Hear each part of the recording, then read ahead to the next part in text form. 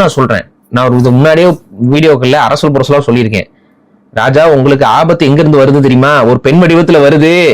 அது ஒவ்வொரு நாளும் உங்களோட கட்சியை நாசம் பண்ண போகுதுன்னு நான் சொல்லிட்டே இருந்தேனா இல்லையா? ட்ரூ. இதெல்லாம் நான் முன்னாடியே சொல்லியிருக்கேன். இதெல்லாம் எப்ப நான் சொல்லிட்டு இருந்தேன்னா, இந்த கூட்டத்தை கடிப்பதற்குன்னு ஒரு அசைன்மெண்ட் வாங்கிட்டு கடித்து கொண்டிருக்கக்கூடிய கூட்டம் இந்த கூட்டத்திற்கு முட்டு கொடுத்து கொண்டிருக்க காலகட்டத்திலேயே இதெல்லாம் நான் சொல்லிட்டேன். அதெல்லாம் காலத்துல மறந்துருப்பாங்கன்னு சொல்லி கடந்து போயிட்டு இருக்காங்க இப்பெல்லாம். அப்ப இருந்தே சொல்லிட்டு இருக்கேன். இந்த பர்டிகுலர் நடிகை ஒரு இன்டர்வியூலங்க, உங்களுக்கு என்னங்க ஆகணும்னு ஆசைன்னு கேட்டா சிஎம் ஆகணும் அப்படிங்கிறாங்க. ரூட் கரெக்டா வருதா? அப்படியே 80களுக்கு போங்க, சிஎம் ஆகணுங்கிறாங்க. அது விளையாட்டா சொன்னா அவங்க சொன்னாலும் மித்தவங்க யாராவது சொல்றது அது அந்த ஒரு சிந்தனை வருமா? அதே ஸ்டெல்லா மேரிஸ், அதே ரூட்டு. புரியுதா? இது என்ன மாதிரியான பாயிண்ட்? சரி, ஓகே, இவ்வளவு விஷயம் வருது. இப்ப நடுவுல கூட ஒரு பிஜேபி தலைவர் ஒருத்தர் வந்து இப்படி பேசுனதுல ஒரு பெரும் சர்ச்சையாச்சு. அப்ப அவனாச்சு அவங்க தரப்புல வந்து ஒரு விளக்கம் வந்துச்சுல, அந்த விளக்கத்தை படிச்சீங்களா? அந்த விளக்கத்துல என்ன இருக்கணும்? நாங்க 2 பேரும் நண்பர்கள், எங்களோட உறவை வந்து இந்த மாதிரி கொச்சைப்படுத்தி பேசுவது அநாகரிகமானது, ஒரு ஆணும் பெண்ணும் நண்பராக பழக முடியாதா? அது ஒரு பாட்டு வருமே, தோளா தோளா தோல் கொடு கொஞ்சம் சாஞ்சிக்கணும், நட்பை பத்தி நாமும் பேசி தீர்த்துக்கணும், உன்னை நான் புரிஞ்சுக்கணும்,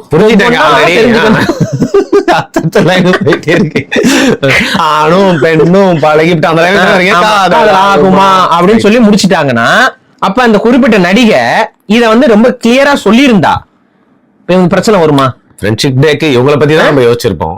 அந்த விளக்கத்திலையும் கொஞ்சம் கூட ஒரு இது இல்லாம, நாங்கள் எப்படி வாழ்கிறோம் என்பது எங்களது தனிப்பட்ட உரிமை, இதை கேட்பதற்கு வேற இந்த மாதிரி பேச்சு.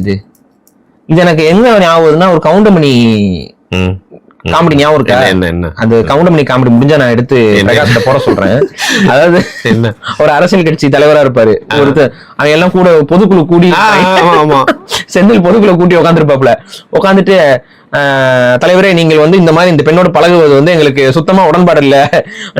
உடன்பாடுன்னா போடா தலைவர, பொதுக்குழு கூட்டி இருக்கிறோம், நீங்க இந்த பெண்ணை வச்சிருக்கிறதே தொண்டர்களுக்கு பிடிக்கல. அவர்களுக்கு பிடிக்கல, எனக்கு பிடிக்குது. இவ தலைவி, நான் தலைவன். நாங்க தான் கட்சி தான். நாங்க இஷ்டம் இருக்கிறவங்க இருங்க, இல்லன்னா வெளியில போகிறா நாய்ங்களா. ஏன் கட்சி உள்ள இருக்க முடிஞ்சா இருறா, இல்லன்னா பட அப்படின்னு சொல்லி பேசி விட்டாப்ல.